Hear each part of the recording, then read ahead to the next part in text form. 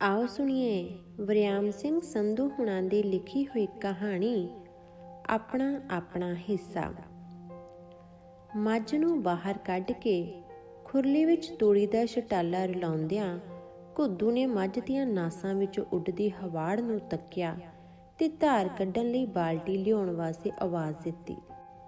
ਫਿਰ ਮੱਝ ਦੇ ਪਿੰਡੇ ਤੇ ਪਾਈ ਗੋਹੇ ਨਾਲ ਲਿਬੜੀ ਪਾਟੀ ਦਰੀ ਨੂੰ ਸੂਤ ਕੀਤਾ ਤੇ ਪਾਲੇ ਨਾਲ ਕੰਬਦੇ ਅੰਗਾਂ ਨੂੰ ਕਾਬੂ ਵਿੱਚ ਕਰਨ ਦੀ ਕੋਸ਼ਿਸ਼ ਕਰਦਾ ਧੁੰਦ ਵਿੱਚੋਂ ਦੂਰ ਚੜ੍ਹਦੇ ਸੂਰਜ ਵੱਲ ਵੇਖਣ ਲੱਗਾ।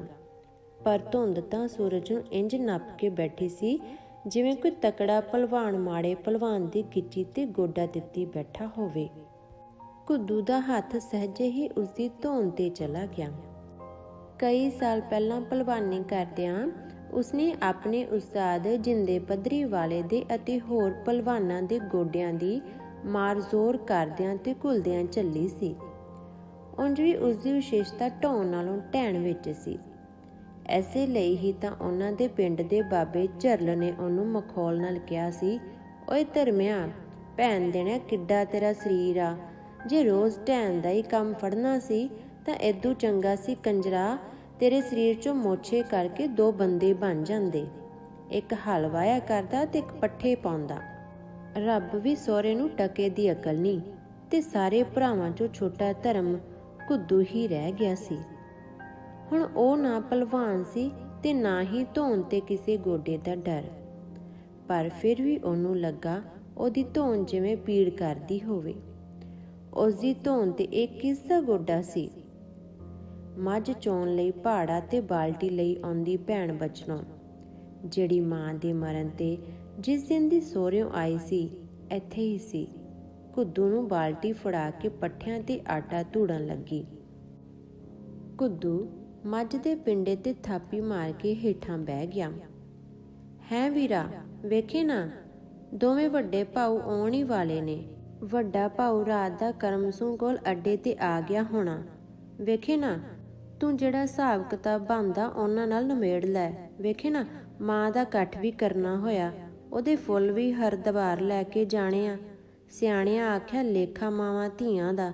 ਵੇਖੇ ਨਾ, ਘੁੱਦੂ ਨੂੰ ਬੜੀ ਖੇਜ ਆਈ। ਇਹ ਆ ਗਈ ਵੱਡੀ ਬੇਬੇ ਮੈਨੂੰ ਮੱਤਾਂ ਦੇਣ ਵਾਲੀ। ਉਹ ਆਪ ਤੋਂ ਛੋਟੀ ਬਚਨੋਂ ਬਾਰੇ ਸੋਚਦਾ ਜ਼ਹਿਰੀ ਥੁੱਕ ਅੰਦਰ ਲੰਘਾ ਗਿਆ। ਕੱਲ ਦੀ ਭੂਤਨੀ। ਬਚਨੋਂ ਬੋਲੀ ਜਾ ਰਹੀ ਸੀ, ਵੇਖੇ ਨਾ, ਮੈਨੂੰ ਪਤਾ ਤੇਰਾ ਹੱਥ ਤੰਗ ਆ, ਪਰ ਇਹ ਕੰਮ ਵੀ ਅਕਸਰ ਕਰਨੇ ਹੋਏ। ਮੈਂ ਤਾਂ ਵੱਡਿਆਂ ਨੂੰ ਵੀ ਆਖਿਆ ਸੀ, ਤੁਹਾਡਾ ਸਰਦਾ, ਤੁਹਾਡਾ ਹੱਥ ਖੁੱਲ੍ਹਾ। ਕੋਈ ਨਹੀਂ, ਉਹ ਅੱਗੋਂ ਆਂਦੇ ਅਸੀਂ ਖਾਣ ਲਈ ਦਾਣੇ ਹੀ ਖੜਦੇ ਆਂ। ਜ਼ਮੀਨ ਵੀ ਇਹ ਮੁਫਤ 'ਚ ਵਾਹੀ ਜਾਂਦਾ। ਵੇਖੇ ਨਾ, ਸਾਰੇ ਤੇਰੇ ਭਾਈਏ ਅਰਗੇ ਕਿਵੇਂ ਹੋ ਜਾਣ। ਸਾਰੇ ਮੁਲਕ ਤੇ ਭੈਣਾਂ ਆਪਣਾ ਹਿੱਸਾ ਲਈ ਜਾਂਦੀਆਂ, ਪਰ ਉਹਨੇ ਕਦੀ ਇੱਕ ਵਾਰ ਵੀ ਨਹੀਂ ਆਖਿਆ। ਘੁੱਦੂ ਜਿਵੇਂ ਗਲ ਵਿੱਚ ਡੱਕਾ ਦਿੱਤੀ ਬੈਠਾ ਸੀ, ਚੀਖ ਹੀ ਪਿਆ, ਉਹ ਤੂੰ ਵੀ ਲੈ ਜਾ ਤੇ ਉਹ ਵੀ ਲੈ ਜਾਣ। ਜ਼ਮੀਨ ਸੋਰੀ ਨੇ ਬੜਾ ਮੈਨੂੰ ਕਾਰੂ ਪਾਸ਼ਾ ਬਣਾਤਾ। ਉੱਚੀ ਚੀਕਵੀਂ ਆਵਾਜ਼ ਸੁਣ ਕੇ ਜ਼ੋਰ ਨਾਲ ਥਣ ਨੱਪਿਆ ਜਾਣ ਕਰਕੇ ਮੱਝ ਭੁੜਕ ਪਈ। ਘੁੱਦੂ ਚਿੱਤੜਾਂ ਪਰਨੇ ਡਿੱਗ ਪਿਆ। ਬਚਾਉਂਦਿਆਂ ਵੀ ਥੋੜਾ ਕੁ ਦੁੱਧ ਡੁੱਲ ਹੀ ਗਿਆ। ਉਸ ਉੱਠ ਕੇ ਫੋੜਾ ਚੁੱਕ ਲਿਆ ਤੇ ਮੱਝ ਦੇ ਕਾੜ ਕਾੜ ਵਰ ਪਿਆ। ਵੇਖੇ ਨਾ, ਸਿੱਧਿਆਂ ਨੂੰ ਪੁੱਠਾ ਆਉਂਦਾ। ਬੁੜਬੜਾਉਂਦੀ ਬਚਨੋਂ ਫੂੰ ਫੂੰ ਕਰਦੀ ਬਾਲਟੀ ਫੜ ਕੇ ਤੁਰ ਗਈ। ਇਹਨੇ ਬੇਜ਼ਬਾਨ ਨੇ ਤੇਰਾ ਕੀ ਵਿਗਾੜਿਆ? ਚੌਂਕੇ ਚੋਂ ਉੱਠ ਕੇ ਘੁੱਦੂ ਦੀ ਪਤਨੀ ਰਤਨੀ ਚੀਕੀ, ਹੋਰਨਾਂ ਦਾ ਸਾੜ ਵਿਚਾਰੇ ਪਸ਼ੂ ਤੇ ਕਿਉਂ ਕੱਢਦਾ ਫਿਰਦਾ? ਮੱਝ ਡਰ ਕੇ ਖੁਰਲੀ ਦੇ ਇੱਕ ਬੰਨੇ ਕੰਨ ਖੜੇ ਕਰਕੇ ਡੈਂਬਰੀਆਂ ਅੱਖਾਂ ਨਾਲ ਖਿਮਾ ਯਾਚਨਾ ਦੀ ਮੁਦਰਾ ਵਿੱਚ ਖੜੀ ਕੰਬੀ ਜਾ ਰਹੀ ਸੀ। ਦੂਰੋਂ ਮੋਟਰਸਾਈਕਲ ਦੀ ਆਵਾਜ਼ ਸੁਣਾਈ ਦਿੱਤੀ। ਘੁੱਦੂ ਡੰਗਰਾਂ ਦੀਆਂ ਖੁਰਲੀਆਂ ਵਿੱਚ ਐਵੇਂ ਹੱਥ ਮਾਰਨ ਲੱਗ ਪਿਆ। ਕੁੱਤਿਆਂ ਦੇ ਭੌਂਕਣ ਦੇ ਨਾਲ ਨਾਲ ਆਵਾਜ਼ ਨੇੜੇ ਆਉਂਦੀ ਗਈ ਤੇ ਥੋੜ੍ਹੀ ਦੇਰ ਬਾਅਦ ਮੋਟਰਸਾਈਕਲ ਉਹਨਾਂ ਦੇ ਦਰਵਾਜ਼ੇ ਅੱਗੇ ਆ ਖੜੋਤਾ। ਰਤਨੀ ਨੇ ਸਿਰ ਤੇ ਪੱਲਾ ਲੈਂਦਿਆਂ ਡਿਓੜੀ ਦਾ ਦਰਵਾਜ਼ਾ ਖੋਲ੍ਹਿਆ। ਉਹਦੇ ਦੋਵੇਂ ਜੇਠ ਸਵਰਨ ਸਿੰਘ ਤੇ ਕਰਮ ਸਿੰਘ ਸਨ। ਉਹਨਾਂ ਮੋਟਰਸਾਈਕਲ ਡਿਓੜੀ ਵਿੱਚੋਂ ਲੰਘਾ ਕੇ ਕੱਚੇ ਵਿਹੜੇ ਵਿੱਚ ਖੜਾ ਕਰ ਦਿੱਤਾ। ਵੱਡੇ ਸਵਰਨ ਸਿੰਘ ਨੇ ਆਪਣੀਆਂ ਅੱਖਾਂ ਤੋਂ ਐਨਕਾਂ ਲਾਹੀਆਂ, ਰੁਮਾਲ ਨਾਲ ਉਹਨਾਂ ਨੂੰ ਸਾਫ਼ ਕੀਤਾ ਤੇ ਫਿਰ ਦਸਤਾਨੇ ਪਹਿਨੇ ਹੱਥਾਂ ਨਾਲ ਓਵਰਕੋਟ ਤੋਂ ਸਿੱਲ ਨੂੰ ਪੂੰਝਦਾ ਡਿਓੜੀ ਵਿੱਚ ਪਏ ਆਪਣੇ ਪਿਓ ਬਿਸ਼ਨ ਸਿੰਘ ਦੇ ਬਿਸਤਰੇ ਵੱਲ ਵਧਿਆ। ਛੋਟੇ ਕਰਮ ਸਿੰਘ ਨੇ ਲੋਈ ਦੀ ਬੁੱਕਲ ਤੇ ਤਿੱਲੇ ਵਾਲੀ ਜੁੱਤੇ ਹੇਠਾਂ ਲੱਗਾ ਗੋਹਾ ਉਤਾਰਨ ਲਈ ਪੈਰ ਨੂੰ ਚੌਂਤਰੇ ਦੀ ਵੱਟ ਨਾਲ ਘਸਾਉਂਦਿਆਂ ਬਚਨੋਂ ਵੱਲ ਮੂੰਹ ਕੀਤਾ। ਘੁੱਦੂ ਕਿੱਥੇ ਆ? ਬਚਨੋਂ ਨੇ ਬੁੱਕਲ ਚੋਂ ਬਾਂਹ ਕੱਢ ਕੇ ਡੰਗਰਾਂ ਵੱਲ ਕੀਤੀ, ਜਿੱਥੇ ਮੋਟਰਸਾਈਕਲ ਦੇ ਖੜਾਕ ਨਾਲ ਕਿੱਲਾ ਪੁਟਾ ਕੇ ਵੈੜ ਕੇ ਨੂੰ ਘੁੱਦੂ ਫੜ ਰਿਹਾ ਸੀ। ਉਹ ਆ ਬਈ ਭਲਵਾਨਾ, ਰਤਾ ਮਸ਼ਵਰਾ ਕਰ ਲਈਏ। ਭਾਜੀ ਹੁਰਾਂ ਤੋਂ ਵੀ ਰੋਜ਼-ਰੋਜ਼ ਨੂੰ ਛੁੱਟੀ ਨਹੀਂ ਆਇਆ ਜਾਂਦਾ, ਮੈਨੂੰ ਵੀ 100 ਕੰਮ ਰਹਿੰਦੇ ਨੇ। ਨਾਲੇ ਬੁੱਢੜੀ ਦੇ ਫੁੱਲ, ਜੇ ਤੂੰ ਜਾਣਾ ਤੂੰ ਸਹੀ, ਤੇ ਜੇ ਮੈਂ ਜਾਣਾ ਤਾਂ ਸਹੀ, ਗੰਗਾ ਪਾ ਆਈਏ। ਆਉਣਾ, ਘੁੱਦੂ ਨੇ ਬੇਪਰਵਾਹੀ ਨਾਲ ਜਵਾਬ ਦਿੱਤਾ ਤੇ ਪੁੱਟੇ ਹੋਏ ਕਿੱਲੇ ਨਾਲ ਬੱਜਾ ਵੈੜਕਾ ਦਾ ਰੱਸਾ ਖੋਲ੍ਹਦਾ ਆਪਣੇ ਮੁੰਡੇ ਨੂੰ ਕਹਿਣ ਲੱਗਾ, ਉਹ ਕਾਕੂ, ਮੰਜਾ ਕੱਢ ਕੇ ਬਾਪੂ ਆਪਦੇ ਕੋਲ ਡਿਓੜੀ 'ਚ ਡਾਹ। ਇਸ ਤੋਂ ਪਹਿਲਾਂ ਕਿ ਕਾਕੂ ਮੰਜਾ ਲਿਆਉਂਦਾ, ਬੁੱਢੇ ਬਿਸ਼ਨ ਸਿੰਘ ਨੇ ਕਿਹਾ, ਕਾਕੂ ਕੁਰਸੀ ਲੈ ਆ। ਤੇ ਉਹ ਸਿੱਧਾ ਹੋ ਕੇ ਇੱਕ ਪਾਸੇ ਨੂੰ ਖਿਸਕ ਕੇ ਬੈਠ ਗਿਆ ਤੇ ਸਵਰਨ ਸਿੰਘ ਲਈ ਓਨਾ ਚਿਰ ਬੈਠਣ ਲਈ ਮੰਜੀ ਤੇ ਥਾਂ ਖਾਲੀ ਕਰ ਦਿੱਤੀ। ਪਰ ਸਵਰਨ ਸਿੰਘ ਪੱਗ ਦਾ ਪੱਲਾ ਠੀਕ ਕਰਦਾ ਮੰਜੀ ਲਾਗੇ ਦਾੜੀ ਪਲੋਸਣ ਲੱਗਾ। ਸਵਰਨ ਸਿੰਘ ਤਿੰਨਾਂ ਭਰਾਵਾਂ 'ਚੋਂ ਸਭ ਤੋਂ ਵੱਡਾ ਤੇ ਪੜ੍ਹਿਆ ਲਿਖਿਆ ਸੀ। ਆਪਣੀ ਹਿੰਮਤ ਨਾਲ ਪੜ੍ਹ ਕੇ ਉਹ ਓਵਰਸੀਅਰ ਲੱਗ ਗਿਆ ਸੀ ਤੇ ਚੰਗੀ ਕਮਾਈ ਕਰਦਾ ਸੀ। ਉਹ ਸ਼ਹਿਰੀ ਕੋਠੀ ਪਾ ਕੇ ਰਹਿ ਰਿਹਾ ਸੀ। ਇੱਕੋ ਇੱਕ ਧੀ ਉਸਨੇ ਚੰਗੇ ਘਰ ਵਿਆਹ ਲਈ ਸੀ। ਦੋਵੇਂ ਮੁੰਡੇ ਵੀ ਚੰਗੀਆਂ ਨੌਕਰੀਆਂ ਤੇ ਲੱਗੇ ਹੋਏ ਸਨ। ਚੰਗੇ ਤੇ ਵੱਡੇ ਲੋਕਾਂ ਨਾਲ ਉਹਦਾ ਸੰਪਰਕ ਸੀ, ਲੈਣ ਦੇਣ ਸੀ, ਮਿਲ ਵਰਤਨ ਸੀ। ਉਹਦਾ ਇੱਕ ਆਪਣਾ ਹੀ ਵਿਸ਼ੇਸ਼ ਦਾਇਰਾ ਬਣ ਚੁੱਕਾ ਸੀ। ਪਿੰਡ ਉਸਦਾ ਆਉਣ ਜਾਣ ਘੱਟ ਹੀ ਸੀ। ਜਿਹੜੀ 2-2.5 ਕਿੱਲੇ ਜ਼ਮੀਨ ਉਸਦੇ ਹਿੱਸੇ ਆਉਂਦੀ ਸੀ, ਉਹ ਘੁੱਦੂ ਹੀ ਵਾਹੁੰਦਾ ਸੀ ਤੇ ਉਹ ਬਕੌਲ ਉਸਦੇ ਖਾਣ ਲਈ ਸਾਲ ਦੇ ਦਾਣੇ ਹੀ ਖੜਦਾ ਸੀ। ਆਪਣੇ ਅੰਗਾਂ ਸਾਕਾਂ ਤੇ ਯਾਰਾਂ ਦੋਸਤਾਂ ਵਿੱਚੋਂ ਇਹੋ ਹੀ ਕਹਿੰਦਾ ਕਿ ਉਸਨੇ ਜ਼ਮੀਨ ਘੁੱਦੂ ਨੂੰ ਮੁਫਤੀ ਦਿੱਤੀ ਹੋਈ ਹੈ। ਕਾਕੂ ਕੁਰਸੀ ਲੈ ਆਇਆ। ਲੋਹੇ ਦੀ ਇਹ ਇੱਕੋ ਕੁਰਸੀ ਬੜੇ ਸਾਲਾਂ ਤੋਂ ਉਹਨਾਂ ਦੇ ਘਰ ਸੀ। ਪੁੱਤ, ਕੁਰਸੀ ਤੇ ਕੱਪੜਾ ਫੇਰ ਲੈ ਜ਼ਰਾ। ਬੁੱਢੜੇ ਬਿਸ਼ਨ ਸਿੰਘ ਨੇ ਆਪਣੀ ਉੱਡੇ ਰੰਗ ਵਾਲੀ ਖੱਦਰ ਦੇ ਅਮਰੇ ਦੀ ਰਜਾਈ ਨੂੰ ਠੀਕ ਕੀਤਾ ਤੇ ਆਪਣੇ ਕੇਸਾਂ ਦੀ ਜਟੂਰੀ ਕਰਕੇ ਕੰਮ ਦੇ ਹੱਥਾਂ ਨਾਲ ਮੈਲੀ ਪੱਗ ਸਿਰ ਤੇ ਲਪੇਟਣ ਲੱਗਾ। ਬਿਸ਼ਨ ਸਿੰਘ ਜਦੋਂ ਵੀ ਸਵਰਨ ਸਿੰਘ ਦੇ ਸਾਹਮਣੇ ਹੁੰਦਾ ਸੀ, ਉਹਦੀ ਅਵਸਥਾ ਇੰਝ ਹੀ ਹੁੰਦੀ ਜਿਵੇਂ ਕੋਈ ਜੱਟ ਤਹਿਸੀਲਦਾਰ ਦੇ ਸਾਹਮਣੇ ਖੜਾ ਹੋਵੇ। ਉਹ ਉਸਨੂੰ ਕਿਸੇ ਹੋਰ ਹੀ ਮਿੱਟੀ ਦਾ ਬਣਿਆ ਲੱਗਦਾ, ਜਿਹੜੀ ਡਾਢੀ ਸਾਫ਼, ਵਧੀਆ ਤੇ ਚੀਕਣੀ ਹੋਵੇ, ਜਿਸਦੇ ਖਬਰੇ ਗੁੱਡੀਆਂ ਦੇ ਬਾਵੇ ਬਣਦੇ ਹਨ। ਸਵਰਨ ਦੇ ਰਹਿਣ ਸਹਿਣ ਤੇ ਉਸਦੀ ਪੋਚਾ ਪੋਚੀ ਦੇ ਸਾਹਮਣੇ ਉਹ ਆਪਣੇ ਆਪ ਨੂੰ ਡਾਢਾ ਖੁਰਦਰਾ ਜਿਹਾ ਮਹਿਸੂਸ ਕਰਦਾ। ਇਸ ਲਈ ਸ਼ਹਿਰ ਜਾ ਕੇ ਉਹ ਕਦੀ ਵੀ ਸਵਰਨ ਦੇ ਘਰ ਦੇ ਕੂਲੇ ਜਿਹੇ ਮਾਹੌਲ ਵਿੱਚ ਬਹੁਤੀ ਦੇਰ ਨਹੀਂ ਸੀ ਟਿਕ ਸਕਿਆ। ਉਸਨੂੰ ਲੱਗਦਾ ਜਿਵੇਂ ਉਹਦੇ ਪੈਰ ਉਸ ਘਰ ਵਿੱਚ ਠੀਕ ਤਰ੍ਹਾਂ ਨਾ ਉੱਠ ਰਹੇ ਹੋਣ। ਉਹਦੀ ਨੂੰਹ ਤੇ ਪੋਤਰੇ ਪੋਤਰੀਆਂ ਉਹਨੂੰ ਜਿਵੇਂ ਘੂਰ-ਘੂਰ ਵੇਖਦੇ ਹੋਣ। ਉਹਨੂੰ ਲੱਗਦਾ ਜਿਵੇਂ ਕੋਈ ਮਿੱਟੀ ਦੇ ਘੁਰਨਿਆਂ ਵਿੱਚ ਖੇਡਦੇ ਸਹੇ ਨੂੰ ਸੰਗਮਰਮਰ ਦੀ ਗੁਫਾ ਵਿੱਚ ਛੱਡ ਆਇਆ ਹੋਵੇ। ਕਾਕੂ ਨੇ ਕੁਰਸੀ ਸਾਫ਼ ਕਰ ਦਿੱਤੀ। ਬਿਸ਼ਨ ਸਿੰਘ ਸਵਰਨ ਨੂੰ ਇੱਕ ਵਚਨ ਜਾਂ ਬਹੁ ਵਚਨ ਵਿੱਚ ਸੰਬੋਧਨ ਕਰਨ ਦੀ ਦੋ ਚਿੱਤੀ ਵਿੱਚ ਹੀ ਸੀ ਕਿ ਸਵਰਨ ਕੁਰਸੀ ਤੇ ਬੈਠ ਗਿਆ। ਅਜਿਹੇ ਸਮੇਂ ਬਿਸ਼ਨ ਸਿੰਘ ਕਈ ਵਾਰ ਆਪਣੇ ਆਪ 'ਚ ਡਾਢਾ ਕੱਚਾ ਜਿਹਾ ਹੁੰਦਾ। ਉਹਦਾ ਆਪਣਾ ਆਪ ਹੁੰਗਾਰਾ ਉੱਠਦਾ, ਇਹ ਕਿਹੜਾ ਵੈਸਰੇ ਦਾ ਵੀ ਹੈ, ਮੇਰਾ ਮੁੰਡਾ ਹੀ ਹੈ, ਮੈਂ ਕਿਉਂ? ਕਰਮ ਸਿੰਘ ਆਪ ਹੀ ਮੰਜਾ ਚੁੱਕ ਕੇ ਡਿਓੜੀ ਵਿੱਚ ਲੈ ਆਇਆ। ਉਹ ਘੁੱਦੂ ਤੋਂ 2 ਸਾਲ ਵੱਡਾ ਸੀ, ਪੜ੍ਹਾਈ ਵੱਲੋਂ ਲਾਪਰਵਾਹ ਤੇ ਸ਼ਰਾਰਤਾਂ 'ਚ ਨੰਬਰ 1। ਉਹ ਸੰਤੀ ਮੈਰੀ ਦੇ ਬਾਲਣ ਵਿੱਚ ਬਸਤਾ ਲੁਕਾ ਕੇ ਹਾਣੀਆਂ ਨਾਲ ਖਿੱਦੋ ਖੁੰਡੀ ਖੇਡਣ ਨਿਕਲ ਜਾਂਦਾ ਤੇ ਛੁੱਟੀ ਹੋਣ ਸਮੇਂ ਬਸਤਾ ਚੁੱਕ ਕੇ ਘਰ ਜਾ ਵੜਦਾ। ਛੋਟਾ ਹੋਣ ਕਰਕੇ ਘੁੱਦੂ ਉਹਦੇ ਨਾਲ ਰਹਿੰਦਾ। ਇਕੱਠੇ ਹੀ ਉਹ ਸਕੂਲ ਗਏ ਤੇ ਇਕੱਠੇ ਹੀ ਪੜ੍ਹਾਈ ਛੱਡ ਕੇ ਉਹ ਘਰ ਦੇ ਕੰਮ ਵਿੱਚ ਪਿਓ ਦੀ ਮਦਦ ਕਰਾਉਣ ਲੱਗ ਪਏ। ਜਵਾਨੀ ਚੜ੍ਹਦਿਆਂ ਹੀ ਕਰਮਾ ਤਾਂ ਪਾਂਡੀ ਬਣ ਕੇ ਸਮਗਲਿੰਗ ਦਾ ਮਾਲ ਢੋਣ ਲੱਗ ਪਿਆ ਤੇ ਘੁੱਦੂ ਜਿਸਮ ਦਾ ਤਾਜ਼ਾ ਤੇ ਹੱਡਾਂ ਪੈਰਾਂ ਦਾ ਖੁੱਲ੍ਹਾ ਹੋਣ ਕਰਕੇ ਭਲਵਾਨੀ। ਕਰਮੇ ਦਾ ਪਾਂਡੀ ਹੋਣਾ ਤਾਂ ਸੁਕਾਰਥੇ ਆਇਆ। ਹੌਲੀ ਹੌਲੀ ਉਹਨੇ ਬਲੈਕ ਦੇ ਮਾਲ ਵਿੱਚ ਆਪਣਾ ਹਿੱਸਾ ਪੱਤੀ ਰੱਖਣਾ ਸ਼ੁਰੂ ਕਰ ਦਿੱਤਾ। ਅੱਜ ਹੋਰ ਕੱਲ ਹੋਰ, ਤੇ ਕਰਮਾ ਵੀ ਲਾਗਲੇ ਕਸਬੇ ਦੇ ਚੌਂਕ ਵਿੱਚ ਆਪਣਾ ਮਕਾਨ ਬਣਵਾ ਕੇ ਠਾਠ ਨਾਲ ਰਹਿ ਰਿਹਾ ਸੀ। ਡੇਅਰੀ ਤੇ ਮੁਰਗੀ ਖਾਨਾ ਖੋਲ੍ਹ ਰੱਖਿਆ ਸੀ। ਉਹਦੇ ਘਰ ਪੂਰੀ ਲਹਿਰ ਬਹਿਰ ਸੀ, ਤੇ ਭਲਵਾਨੀ ਕਰਦਾ ਕਰਦਾ ਧਰਮ ਸਿੰਘ ਘੁੱਦੂ ਦਾ ਘੁੱਦੂ ਹੀ ਰਹਿ ਗਿਆ ਸੀ। ਪਿਓ ਵਾਲੀ ਹਾਲ ਤੇ ਜੰਗੀ ਉਸਦੇ ਹੱਥ ਵਿੱਚ ਸੀ। ਬਾਬੇ ਝਰਲ ਨੇ ਭਾਵੇਂ ਮਖੌਲ ਵਿੱਚ ਹੀ ਉਹਦੇ 2 ਬੰਦੇ ਬਣ ਜਾਣ, ਇੱਕ ਦੇ ਹਾਲ ਵਾਹੁਣ, ਦੂਜੇ ਦੇ ਪੱਠੇ ਪਾਉਣ ਦੀ ਗੱਲ ਕੀਤੀ ਸੀ, ਪਰ ਘੁੱਦੂ ਸੱਚੀ ਹੀ ਵਾਹੀ ਵਿੱਚ ਦੂਣੇ ਜ਼ੋਰ ਨਾਲ ਲੱਗਾ ਰਿਹਾ ਸੀ। ਉਹ ਆਪਣੇ ਵੱਲੋਂ ਤਾਂ ਤੇਜ਼ ਦੌੜਨ ਦਾ ਬਹੁਤ ਯਤਨ ਕਰਦਾ, ਪਰ ਸੁਪਨੇ ਵਿੱਚ ਡਰ ਕੇ ਭੱਜਣ ਵਾਲਿਆਂ ਵਾਂਗ ਉਸਦਾ ਹਰ ਚੁੱਕਿਆ ਪੈਰ ਅੱਗੇ ਧਰੇ ਜਾਣ ਦਾ ਨਾਂ ਹੀ ਨਹੀਂ ਸੀ ਲੈਂਦਾ। ਜਿਵੇਂ ਕੋਈ ਗੈਬੀ ਸ਼ਕਤੀ ਉਹਦੇ ਲੱਕ ਨੂੰ ਜੱਫਾ ਮਾਰੀ ਪਿਛਾਂਹ ਖਿੱਚੀ ਲਿਜਾ ਰਹੀ ਸੀ। ਵੈੜਕੇ ਦਾ ਕਿੱਲਾ ਗੱਡਦਿਆਂ ਘੁੱਦੂ ਜਿਉਂ ਹੀ ਕਿੱਲੇ ਨੂੰ ਸੱਟ ਮਾਰ ਰਿਹਾ ਸੀ, ਉਹਨੂੰ ਲੱਗ ਰਿਹਾ ਸੀ ਜਿਵੇਂ ਇਹ ਸੱਟ ਉਹਦੇ ਆਪਣੇ ਸਿਰ ਵਿੱਚ ਵੱਜੀ ਹੋਵੇ, ਅਤੇ ਉਹ ਹਰ ਸੱਟ ਨਾਲ ਹੀ ਧਰਤੀ ਦੇ ਅੰਦਰ ਨਿੱਕਰਦਾ ਜਾ ਰਿਹਾ ਹੋਵੇ। ਮਨ ਹੀ ਮਨ ਉਹ ਦੋਹਾਂ ਭਰਾਵਾਂ ਬਾਰੇ ਸੋਚ ਕੇ ਉਹ ਝੁੰਝਲਾ ਉੱਠਿਆ। ਤੇ ਤੀਜੀ ਭੈਣ ਬਚਨੋਂ, ਉਫ, ਇਹ ਕਿਹੇ ਰਿਸ਼ਤੇ ਸਨ। ਵੱਡੇ ਤੇ ਉਸਨੂੰ ਖਿਝ ਸੀ ਕਿ ਉਹ ਆਂਗਾਂ ਸਾਕਾਂ ਦੇ ਸਾਹਮਣੇ ਉਹ ਘੁੱਦੂ ਨੂੰ ਯਤੀਮ ਜਿਹਾ ਬਣਾ ਕੇ ਪੇਸ਼ ਕਰਦਾ ਸੀ। ਦਾਣੇ ਲਿਜਾ ਕੇ ਵੀ ਜ਼ਮੀਨ ਬਾਰੇ ਇੰਜ ਕਹਿੰਦਾ ਸੀ ਜਿਵੇਂ ਘੁੱਦੂ ਨੂੰ ਦਾਨ ਕਰ ਦਿੱਤੀ ਹੋਵੇ। ਜ਼ਮੀਨ ਘੁੱਦੂ ਤੋਂ ਛੱਡੀ ਨਹੀਂ ਸੀ ਜਾਂਦੀ, ਜਾਂ ਛੱਡਿਆਂ ਉਸਦਾ ਗੁਜ਼ਾਰਾ ਨਹੀਂ ਸੀ ਹੁੰਦਾ, ਪਰ ਏਦਾਂ ਮੁਫਤ ਦੇ ਅਹਿਸਾਨ ਹੇਠਾਂ ਉਸ ਤੋਂ ਦੱਬਿਆ ਵੀ ਨਹੀਂ ਸੀ ਜਾਂਦਾ। ਤੇ ਕਰਮ ਸਿੰਘ ਤਾਂ ਬਰਾਬਰ ਦਾ ਹਿੱਸਾ ਵੀ ਵੰਡ ਕੇ ਲੈ ਜਾਂਦਾ ਸੀ, ਪਰ ਇਹ ਵੀ ਇਤਰਾਜ਼ ਕਰਦਾ ਸੀ ਕਿ ਘੁੱਦੂ ਦੇ ਹੱਥਾਂ ਵਿੱਚ ਬਰਕਤ ਨਹੀਂ, ਉਹਨੂੰ ਹਿੱਸੇ ਵਿੱਚ ਕੁਝ ਨਹੀਂ ਬਚਦਾ। ਅਜੇ ਕੱਲ੍ਹ ਮਾਂ ਦੇ ਫੁੱਲ ਚੋਂਦਿਆਂ ਉਹ ਆਪਣੇ ਭਣਵਈਏ ਨੂੰ ਕਹਿ ਰਿਹਾ ਸੀ, ਭਾਈਆ, ਐਤਕੀ ਮੇਰੀ ਸਲਾਹ ਏ ਪਿੰਡ ਵਾਲੀ 2 ਕਿੱਲੇ ਆਪ ਹੀ ਟਰੈਕਟਰ ਨਾਲ ਵਾਹ ਕੇ ਮੱਝਾਂ ਲਈ ਪੱਠੇ ਨਾ ਬੀਜ ਛੱਡਾਂ। ਇਸ ਚੋਂ ਬਚਦਾ ਬਚਾਉਂਦਾ ਤਾਂ ਅੱਗੇ ਹੀ ਕੁਝ ਨਹੀਂ।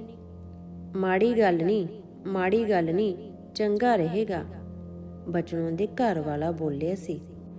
ਘੁੱਦੂ ਨੂੰ ਪਤਾ ਸੀ ਕਿ ਉਹ ਉਸਨੂੰ ਸੁਣਾ ਕੇ ਗੱਲਾਂ ਕਰ ਰਹੇ ਹਨ। ਉਹ ਅੰਦਰੋਂ ਅੰਦਰ ਭਰਿਆ ਪੀਤਾ ਬੈਠਾ ਸੀ, ਬੋਲਿਆ ਕੁਝ ਨਹੀਂ। ਜ਼ਮੀਨ ਤਾਂ ਅੱਗੇ ਹੀ ਥੋੜੀ ਸੀ, ਜੋ ਇਹ 2 ਕਿੱਲੇ ਵੀ ਹਲ ਹੇਠੋਂ ਨਿਕਲ ਗਈ। ਉਸਨੂੰ ਫਿਕਰ ਸੀ, ਆਪ ਤਾਂ ਉਹ ਗੱਲ ਕਰਨੋਂ ਝਿਜਕਦਾ ਸੀ।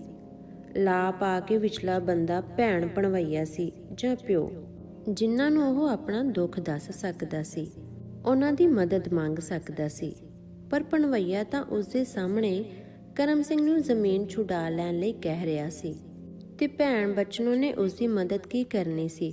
ਉਸਨੂੰ ਤਾਂ ਅੱਗੇ ਹੀ ਇਤਰਾਜ਼ ਰਹਿੰਦਾ ਸੀ ਕਿ ਵੱਡੇ ਭਰਾ ਭਰਜਾਈ ਉਸ ਨਾਲ ਚੰਗਾ ਵਰਤਦੇ ਸਨ, ਉਸ ਨਾਲ ਦੁੱਖ ਸੁੱਖ ਵੰਡਾਉਣ ਆਉਂਦੇ ਜਾਂਦੇ ਸਨ, ਔਖੇ ਸੌਖੇ ਵੇਲੇ ਕੰਮ ਵੀ ਆਉਂਦੇ ਸਨ, ਸਾਲ ਛਿਮਾਹੀ ਸੂਟ ਵੀ ਬਣਾ ਦਿੰਦੇ ਸਨ।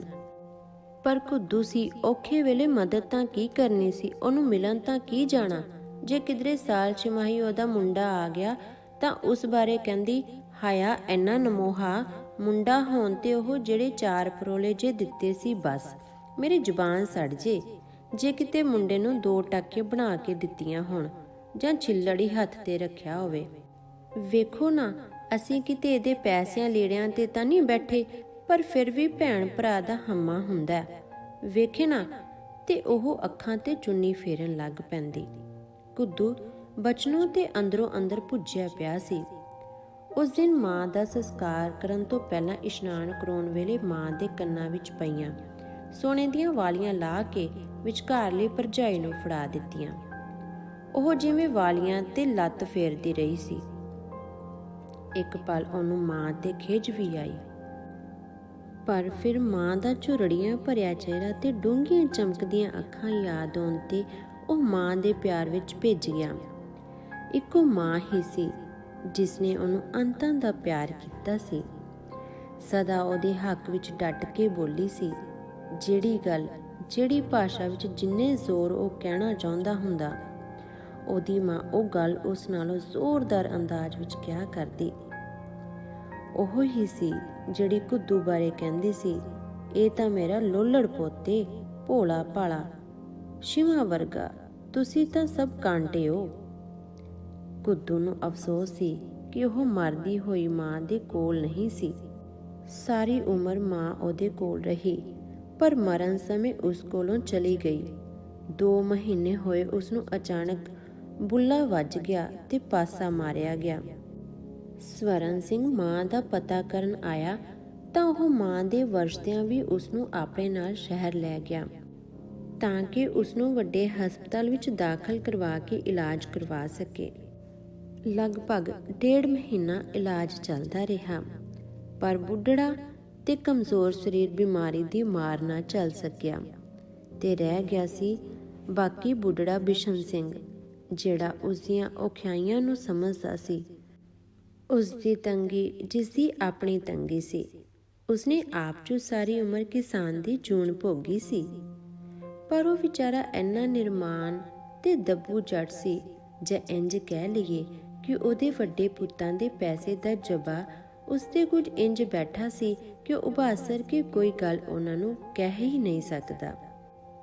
ਉਹ ਆ ਮਾਂ ਦਿਆ ਸ਼ਿਵ ਜੀ, ਹੈਥੇ ਕਿੱਲੇ ਨੂੰ ਠੱਕ ਠੱਕ ਕਰੀ ਜਾਣਾ, ਅਸੀਂ ਹੋਰ ਵੀ ਕੰਮ ਕਰਨਾ ਹੈ। ਕਰਮ ਸਿੰਘ ਨੇ ਕੁੱਦੂ ਨੂੰ ਆਵਾਜ਼ ਮਾਰੀ।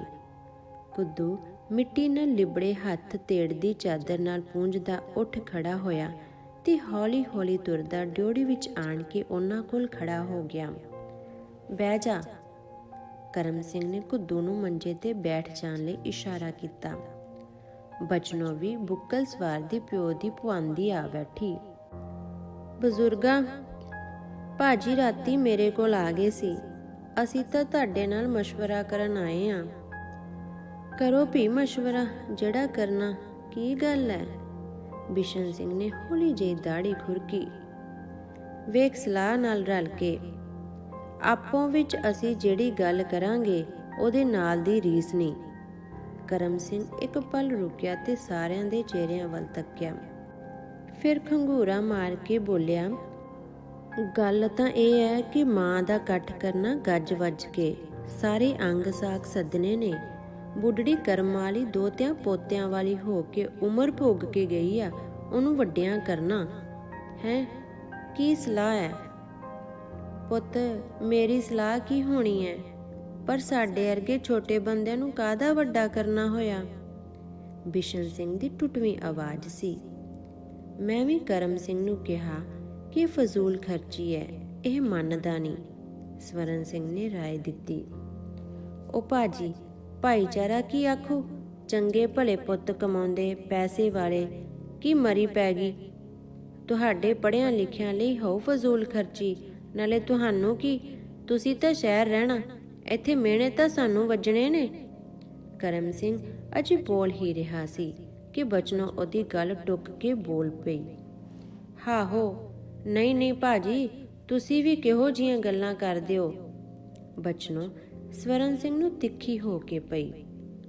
ਭਾਊ ਕਰਮ ਸਿੰਘ ਠੀਕ ਆਂਦਾ ਏ, ਉਧਰ ਮੇਰੇ ਸਹੁਰੇ ਤਾਂ ਤਿਆਰੀਆਂ ਵੀ ਕੱਸੀ ਬੈਠੇ ਹੋਣੇ ਨੇ, ਮੈਨੂੰ ਤਾਂ ਦਰਾਣੀਆਂ ਜਠਾਣੀਆਂ ਚਿੱਬੀਆਂ ਦੇ ਦੇ ਮਾਰ ਛੱਡਣਾ। ਕੁੱਦੂ ਨੂੰ ਪਤਾ ਸੀ ਬਿਸ਼ਨ ਸਿੰਘ ਦੇ ਰਾਹੀਂ ਗੱਲ ਉਸ ਨਾਲ ਹੋ ਰਹੀ ਸੀ। ਉਸਦਾ ਜੀ ਕੀਤਾ ਬਚਨੋਂ ਦੇ ਵੱਟ ਕੇ ਚਪੇੜ ਮਾਰੇ। ਸਵਰਨ ਸਿੰਘ ਠੀਕ ਕਹਿ ਰਿਹਾ ਸੀ ਕਿ ਇਹ ਫਜ਼ੂਲ ਖਰਚੀ ਹੈ। ਕੁੱਦੂ ਨੂੰ ਆਪਣਾ ਘਰ ਦਿਸ ਰਿਹਾ ਸੀ। ਵੇਖੋ ਭਾਈ, ਮੈਂ ਪਿੱਛੇ ਤਾਂ ਨਹੀਂ ਹਟਦਾ, ਜਿੰਨਾ ਖਰਚ ਮੇਰੇ ਹਿੱਸੇ ਆਉਂਦਾ ਦੱਸ ਦਿਓ ਅਟਾ ਸਟਾ, ਪਰ ਮੇਰਾ। ਸਵਰਨ ਸਿੰਘ ਬੋਲਿਆ। ਕੁੱਦੂ ਨੂੰ ਆਸ ਸੀ ਕਿ ਸਵਰਨ ਸਿੰਘ ਇਸ ਦੇ ਵਿਰੋਧ ਵਿੱਚ ਡਟੇਗਾ, ਪਰ ਉਹਦੇ ਸਹਾਰੇ ਦੀ ਲੱਜ ਛੇਤੀ ਹੀ ਉਹਦੇ ਹੱਥੋਂ ਡਿੱਗ ਪਈ ਤੇ ਉਹ ਸੋਚਾਂ ਤੇ ਫਿਕਰਾਂ ਦੇ ਖੂਹ ਵਿੱਚ ਧੜਾਮ ਡਿੱਗ ਪਿਆ। ਉਹ ਧੁੱਖ ਰਿਹਾ ਸੀ ਤੇ ਉਹਦੇ ਅੰਦਰ ਹੀ ਅੰਦਰ ਧੂਆਂ ਇਕੱਠਾ ਹੋ ਰਿਹਾ ਸੀ। 5-7 ਹਜ਼ਾਰ ਤਾਂ ਸਹਿਜੇ ਹੀ ਲੱਗ ਜੂ। ਨਾਲੇ ਭਾਜੀ ਹੋਰੀ ਕਹਿੰਦੇ ਆ 2700 ਰੁਪਇਆ ਮਾਂ ਦੀ ਬਿਮਾਰੀ ਤੇ ਇੰਨਾ ਖਰਚ ਕੀਤਾ, ਆਪਾਂ ਤਿੰਨਾਂ ਨੂੰ 900 ਆਉਂਦਾ। ਕਰਮ ਸਿੰਘ ਸਾਰੇ ਖਰਚ ਦਾ ਵਿਸਥਾਰ ਦੱਸ ਰਿਹਾ ਸੀ। ਮਾਂ ਦੀ ਬਿਮਾਰੀ ਦਾ ਖਰਚ ਵੰਡੇ ਜਾਣ ਦੀ ਗੱਲ ਸੁਣ ਕੁੱਦੂ ਨੂੰ ਧੱਕਾ ਲੱਗਾ। ਉਹ ਦੰਦਾਂ ਵਿੱਚ ਬੁੱਲ ਟੁੱਕਣ ਲੱਗਾ। ਉਹਨੂੰ ਸੋਚ ਨਹੀਂ ਸੀ ਰਹੀ ਕੀ ਕਹੇ ਕੀ ਨਾ ਕਹੇ। ਮਾਂ ਦੀ ਬਿਮਾਰੀ ਤੇ ਖਰਚ ਕਰਤਾ, ਫਿਰ ਕੀ ਹੈ? ਇੰਨੇ ਵਿਚਾਰੇ ਨੇ ਸਾਰੀ ਉਮਰ ਉਹਨੂੰ ਰੋਟੀ ਵੀ ਤਾਂ ਖਵਾਈ ਹੈ। ਬਿਸ਼ਨ ਸਿੰਘ ਨੇ ਹਿੰਮਤ ਕਰਕੇ ਜਿਵੇਂ ਗੱਲ ਕਹਿ ਹੀ ਦਿੱਤੀ। ਲੈ ਵੇਖੇ ਨਾ ਬਾਪੂ, ਆ ਰਹੀ ਨਹੀਂ ਠੀਕ। ਜੇ ਇਹਨੇ ਰੋਟੀ ਖਵਾਈ ਤਾਂ ਸਾਰੀ ਉਮਰ ਗੁਲਾਮ ਵੀ ਤਾਂ ਇਹਦਾ ਹੀ ਕਰਦੀ ਰਹੀ ਹੈ। ਇਹਦੇ ਨਿਆਣੇ ਸਾਂਭੇ, ਗੂੰ ਮੂਤ ਧੋਤਾ। ਬਚਨੋਂ ਬੁੱਕਲ ਚੋਂ ਹੱਥ ਕੱਢ ਕੇ ਪੰਜਾ ਹਿਲਾ ਹਿਲਾ ਗੱਲਾਂ ਕਰ ਰਹੀ ਸੀ। ਵੇਖੋ ਨਾ, ਮਾਂ ਪਿਓ ਦੇ ਹਿੱਸੇ ਦੀ ਜਾਇਦਾਦ ਵੀ ਤਾਂ ਫਿਰ ਇਹੋ ਖਾਂਦਾ ਸੀ। ਤੂੰ ਚੁੱਪ ਵੀ ਕਰ। ਵੱਡੀ ਵਕੀਲਣੀ ਆ ਗਈ। ਘੁੱਦੂ ਚਮਕ ਕੇ ਪਿਆ। ਉਹਦੀਆਂ ਨਾਸਾਂ ਫਰਕ ਰਹੀਆਂ ਸਨ। ਐਨੀ ਠੰਡ ਵਿੱਚ ਵੀ ਉਹਦਾ ਮੱਥਾ ਭਖ ਰਿਹਾ ਸੀ। ਲੈ ਮੈਂ ਨਹੀਂ ਬਹਿੰਦੀ, ਵੇਖੇ ਨਾ, ਇਹਨੂੰ ਤਾਂ ਮੈਂ ਜ਼ਹਿਰ ਲੱਗਦੀ ਆ ਨਿਰੀ, ਵੇਖੇ ਨਾ, ਲੈ ਮੈਂ ਨਹੀਂ ਬਹਿੰਦੀ। ਬਚਨੋਂ ਹੱਥ ਮਾਰਦੀ ਗੁੱਸੇ ਵਿੱਚ ਉਬਲਦੀ ਤੁਰ ਗਈ। ਤਣਾਅ ਵਾਲਾ ਮਾਹੌਲ ਬਣ ਜਾਣ ਕਰਕੇ ਕਰਮ ਸਿੰਘ ਨੇ ਗੱਲ ਟਾਲਣੀ ਚਾਹੀ ਕਿ ਬਚਨੋਂ ਮੂੰਹ ਭੁਆ ਕੇ ਫਿਰ ਬੋਲ ਪਈ। ਵੇਖੇ ਨਾ, ਮੇਰਾ ਹਿੱਸਾ ਵੀ ਹੈ ਜ਼ਮੀਨ 'ਚ। ਤੂੰ ਬਹੁਤਾ ਆਇਆ, ਵਕੀਲਣੀ ਤਾਂ ਵਕੀਲਣੀ ਸਹੀ। ਚਲੋ ਛੱਡੋ, ਬਾਕੀ ਗੱਲਾਂ ਫਿਰ ਕਰ ਲਾਂਗੇ, ਸ਼ਾਂਤ ਹੋਵੋ। ਤੇ ਕਰਮ ਸਿੰਘ ਐਤਕੀ ਸਿੱਧਾ ਘੁੱਦੂ ਨੂੰ ਸੰਬੋਧਨ ਹੋਇਆ। ਭਾਜੀ ਕੋਲ ਟਾਈਮ ਨਹੀਂ, ਬੁੱਢੜੀ ਦੇ ਫੁੱਲ ਦੱਸ, ਤੂੰ ਗੰਗਾ ਲੈ ਕੇ ਜਾਣੇ ਜਾਂ ਮੈਂ? 2 ਮਿੰਟ ਘੁੱਦੂ ਚੁੱਪ ਕਰਕੇ ਬੈਠਾ ਰਿਹਾ। ਉਹਦੇ ਅੰਦਰ ਅਨੇਕਾਂ ਵਿਚਾਰ ਇੱਕ ਦੂਸਰੇ ਨੂੰ ਲਿਤਾੜਦੇ ਹੋਏ ਕੱਟ ਵੱਢ ਕੇ ਭੱਜੇ ਜਾ ਰਹੇ ਸਨ। ਪਲ ਭਰ ਲਈ ਬਾਹਰਲੀ ਧੁੰਦ ਜਿਵੇਂ ਉਹਦੇ ਅੰਦਰ ਪਸਰ ਗਈ ਸੀ। ਉਹ ਸੁੰਨ ਹੋਇਆ ਗੁੰਮਸੁੰਮ ਬੈਠਾ ਰਿਹਾ ਤੇ ਫਿਰ ਜਿਵੇਂ ਉਹਦਾ ਦੁੱਖ ਦਾ ਅੰਦਰ ਮੱਚ ਪਿਆ ਹੋਵੇ, ਉਹ ਇੱਕਦਮ ਉੱਠ ਕੇ ਖੜੋ ਗਿਆ। ਵੇਖੋ ਜੀ, ਤੁਹਾਡੇ ਤੋਂ ਕੋਈ ਗੁੱਝੀ ਛਿਪੀ ਗੱਲ ਨਹੀਂ। ਆਪਾਂ ਮਰੜੇ, ਆਪਣੇ ਤੋਂ ਤਾਂ ਅਜੇ ਨਹੀਂ ਜੇ ਇਹ ਗੰਗਾ ਗੁੰਗਾ ਬੁਗਦੀਆਂ। ਉਹ ਪਲ ਭਰ ਲਈ ਰੁਕਿਆ। ਸੰਗ 'ਚ ਰੁਕਿਆ ਥੁੱਕ ਝਟਕ ਕੇ ਬੋਲਿਆ, ਜੇ ਬਹੁਤੀ ਗੱਲ ਹੈ ਤਾਂ ਬੁੱਢੜੀ ਦੇ ਫੁੱਲ ਤੁਸੀਂ ਗੰਗਾ ਪਾਓ ਤੇ ਇਹ ਬੁੱਢੜਾ ਬੈਠਾ ਤੁਹਾਡੇ ਸਾਹਮਣੇ ਜਿਉਂਦਾ ਜਾਗਦਾ। ਉਸ ਬਿਸ਼ਨ ਸਿੰਘ ਵੱਲ ਇਸ਼ਾਰਾ ਕੀਤਾ। ਇਹਦੇ ਮੈਂ ਕੱਲਾ ਹੀ ਗੰਗਾ ਪਾਉਂ। ਤਿੰਨੇ ਪਿਓ ਪੁੱਤ ਹੈਰਾਨ ਹੋਏ ਉਸਦੇ ਮੂੰਹ ਵੱਲ ਵੇਖ ਰਹੇ ਸਨ, ਪਰ ਉਹ ਰੁਕਿਆ ਨਹੀਂ। ਸੱਚੀ ਗੱਲ ਆ, ਅਜੇ ਆਪਣੀ ਪੁੱਜਤ ਨਹੀਂ, ਤੇ ਜੇ ਇਹ ਸੌਦਾ ਵੀ ਨਹੀਂ ਮਨਜ਼ੂਰ ਤਾਂ ਸਰਦਾਰ ਜੀ, ਉਹ ਕਿੱਲੀ ਤੇ ਮੇਰੇ ਤੀਜੇ ਹਿੱਸੇ ਦੇ ਫੁੱਲ ਲਿਆ ਕੇ ਟੰਗ ਦਿਓ। ਜਦੋਂ ਮੇਰੀ ਪਹੁੰਚ ਪਈ ਮੈਂ ਆਪੇ ਪਾਉਂ। ਤੇ ਉਹ ਉਹਨਾਂ ਦੇ ਵਹਿੰਦਿਆਂ ਵਹਿੰਦਿਆਂ ਮੂੰਹ ਘੁੱਟ ਕੇ ਅੰਦਰ ਤੁਰ ਗਿਆ। ਧੰਨਵਾਦ।